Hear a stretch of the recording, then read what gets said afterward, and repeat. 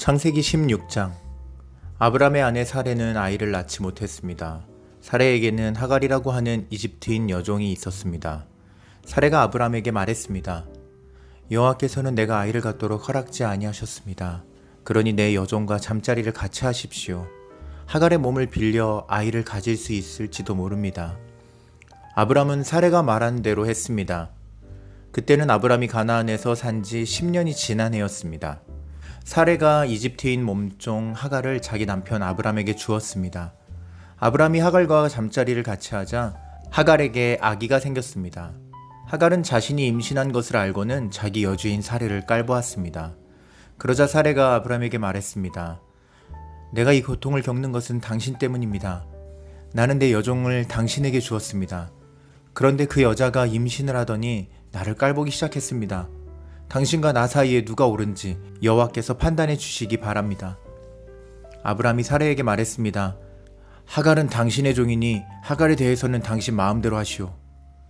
사레가 하갈을 못살게 굴자 하갈은 집에서 도망쳤습니다. 여호와의 천사가 사막의 샘물 곁에 있는 하갈에게 나타났습니다. 그 샘물은 술로 가는 길가에 있었습니다. 천사가 말했습니다. 사레의 여종 하갈아, 어디서 와서 어디로 가는 길이냐? 하갈이 대답했습니다. 여주인 사레에게서 도망치는 길입니다. 여호와의 천사가 하갈에게 말했습니다. 내 여주인에게 돌아가서 그의 말을 잘 들어라. 여호와의 천사가 또 말했습니다. 내가 너에게 셀 수 없이 많은 자손을 주겠다. 천사가 또 말했습니다. 내 몸속에 아기가 있으니 이제 아들을 낳을 것이다. 아들을 낳으면 그 이름을 이스마엘이라 하여라. 이는 여호와께서 너의 부르짖는 소리를 들어주셨기 때문이다. 이스마엘은 들나귀처럼 될 것이다. 그는 사람들을 대적할 것이며 사람들도 그를 대적할 것이다.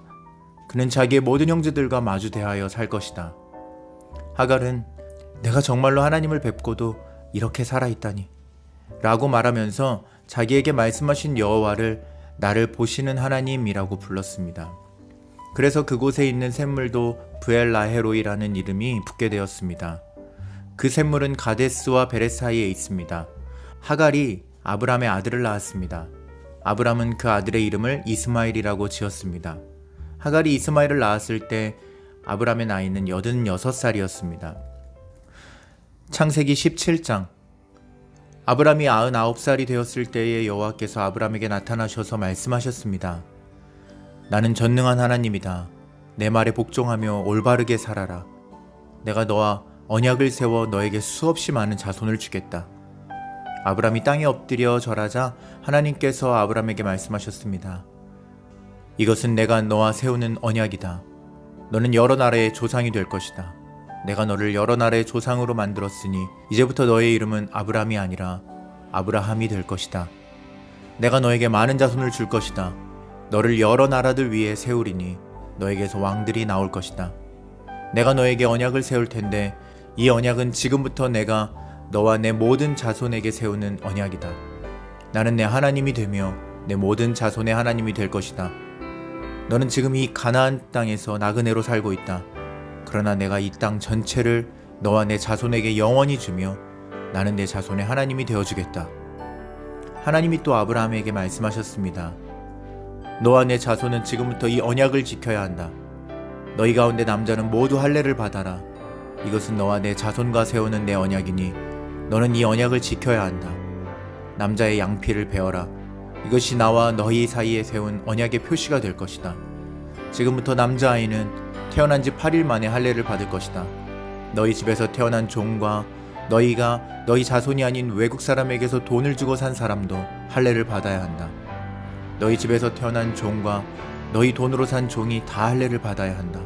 그래야만 너희 살 속에 새겨진 내 언약이 영원한 언약이 될 것이다. 할례 받지 않은 남자는 내 언약을 어긴 것이므로 내 백성 가운데서 제외될 것이다. 하나님께서 아브라함에게 말씀하셨습니다. 너는 내 아내의 이름을 사레라고 부르지 말고 이제부터는 사라라고 하여라. 내가 사라에게 복을 주어 너를 위해 아들을 낳게 할 것이다.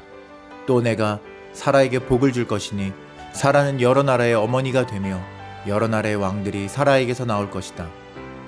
아브라함은 얼굴을 땅에 대고 엎드린 채 웃으며 마음으로 혼잣말을 했습니다. 어떻게 100살이나 먹은 사람이 아기를 낳을 수 있을까? 사라는 나이가 90살인데 어떻게 아기를 낳을 수 있을까? 아브라함이 하나님께 말했습니다. 이스마엘이나 하나님께 복을 받으며 살기를 바랍니다. 하나님께서 말씀하셨습니다. 아니다. 내 아내 사라가 아들을 낳을 것이니 아들을 낳으면 그 이름을 이삭이라고 하여라. 내가 내 아들과 내 언약을 세울 것이니 그 언약은 내 아들의 자손과 세울 영원한 언약이 될 것이다. 내가 이스마엘에 대해 한 말은 내가 다 들었다. 이스마엘에게도 내가 복을 주어 그에게 많은 자손과 후손이 있게 하며 번성하게 할 것이다. 이스마엘은 큰 지도자 12명의 아버지가 되고 큰 나라를 이룰 것이다. 그러나 나는 내 언약을 이삭과 세운다. 이삭은 사라가 내년 이맘때쯤 낳을 것이다. 하나님께서는 아브라함과 말씀을 나누신 뒤에 아브라함을 떠나 하늘로 올라가셨습니다. 아브라함은 이스마엘을 비롯해 자기 집에서 태어난 모든 남자를 불러 모았습니다. 또 돈을 주고 산 종들도 불러 모았습니다. 그날의 아브라함은 하나님께서 말씀하신 대로 자기 집의 모든 남자에게 할례를 베풀었습니다. 아브라함이 할례를 받은 때의 나이는 99살이었으며 아브라함의 아들 이스마엘이 할례를 받은 때의 나이는 13살이었습니다. 아브라함과 그의 아들 이스마엘은 같은 날에 할례를 받았습니다. 그리고 아브라함의 집에 있던 모든 남자들도 같은 날에 할례를 받았습니다. 아브라함의 집에서 태어난 종과 다른 나라 사람에게서 돈을 주고 산 종들도 다 할례를 받았습니다. 창세기 18장. 여호와께서 마물의 커다란 나무들 가까운 곳에서 아브라함에게 다시 나타나셨습니다. 그때 아브라함은 자기 장막 문에 앉아 있었습니다. 그때는 가장 더운 한낮이었습니다. 아브라함이 눈을 들어 보니 세 사람이 자기 가까이에 서 있었습니다. 아브라함은 그들을 보고 자기 장막에서 달려나와 땅에 엎드려 그들을 맞이했습니다. 아브라함이 말했습니다. 내 주여, 저를 좋게 여기신다면 주의 종 곁을 그냥 지나가지 마십시오. 제가 여러분 모두의 발 씻을 물을 가지고 올 테니 발을 씻으신 뒤에 나무 아래에서 좀 쉬십시오. 제가 음식을 조금 가져올 테니 드시고 기운을 차리신 다음에 다시 길을 떠나도록 하십시오. 세 사람이 말했습니다. 좋소. 당신 말대로 하겠소. 아브라함이 급히 장막으로 달려가 사라에게 말했습니다. 빨리 밀가루 3스아를 반죽해서 빵을 만드시오. 그리고 아브라함은 짐승들이 있는 곳으로 달려가 아주 좋은 송아지 한 마리를 끌어다가 종에게 주었습니다. 종은 급히 그 송아지를 잡아서 요리를 했습니다. 아브라함은 세 사람에게 송아지 요리와 버터와 우유를 대접했습니다. 세 사람이 음식을 먹는 동안 아브라함은 나무 아래에 서서 그들의 시중을 들었습니다. 세 사람이 아브라함에게 물었습니다. 당신 아내 사라는 어디에 있소? 저기 장막 안에 있습니다. 아브라함이 대답했습니다. 그때 주께서 말씀하셨습니다. 내년 이맘때에 내가 반드시 너를 다시 찾아올 것이다. 그때에는 내 아내 사라에게 아들이 생길 것이다. 그때 사라는 장막 문간에서 그 말을 들었습니다. 아브라함과 사라는 나이가 매우 많았습니다. 사라는 아기를 가질 수 있는 나이가 지나버린 후였습니다. 그래서 사라는 속으로 웃으면서 내 남편과 나는 너무 늙었는데 어떻게 우리에게 그런 즐거운 일이 생길까 하고 말했습니다.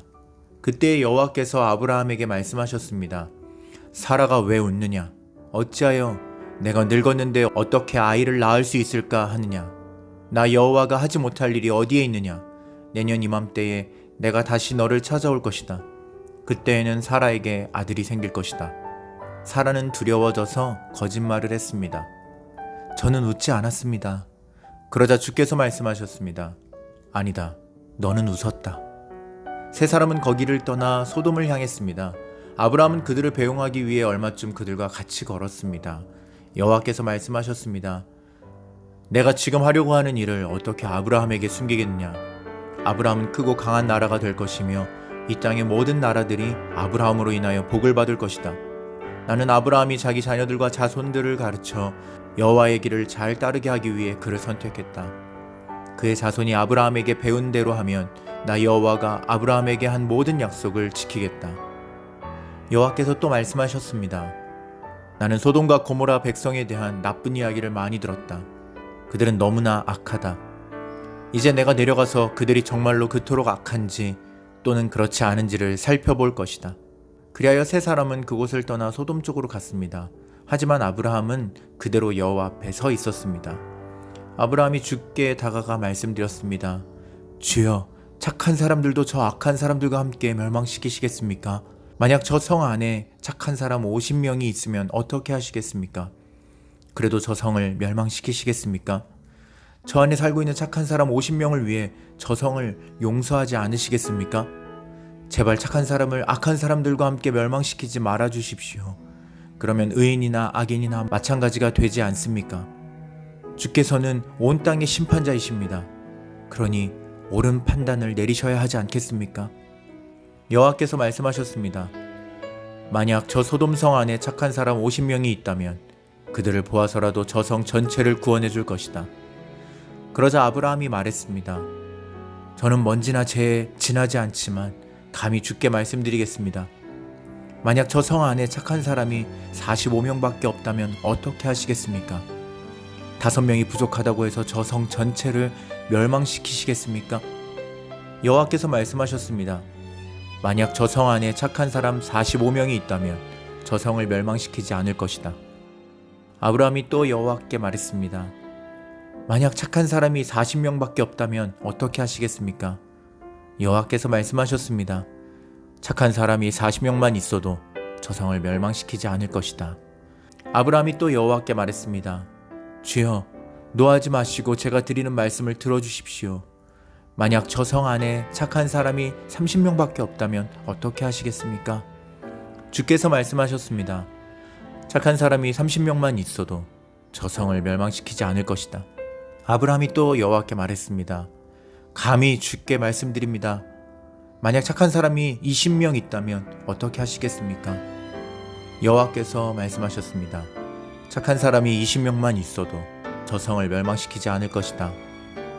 아브라함이 또 여호와께 말했습니다. 주여, 노하지 마시고 마지막으로 한 번만 더 말씀드리게 해주십시오. 만약 10명이 있으면 어떻게 하시겠습니까? 여호와께서 말씀하셨습니다. 착한 사람이 10명만 있어도 저 성을 멸망시키지 않을 것이다. 여호와께서는 아브라함과 말씀을 마치신 뒤에 그곳을 떠나셨습니다. 아브라함도 자기 집으로 돌아갔습니다. 아멘.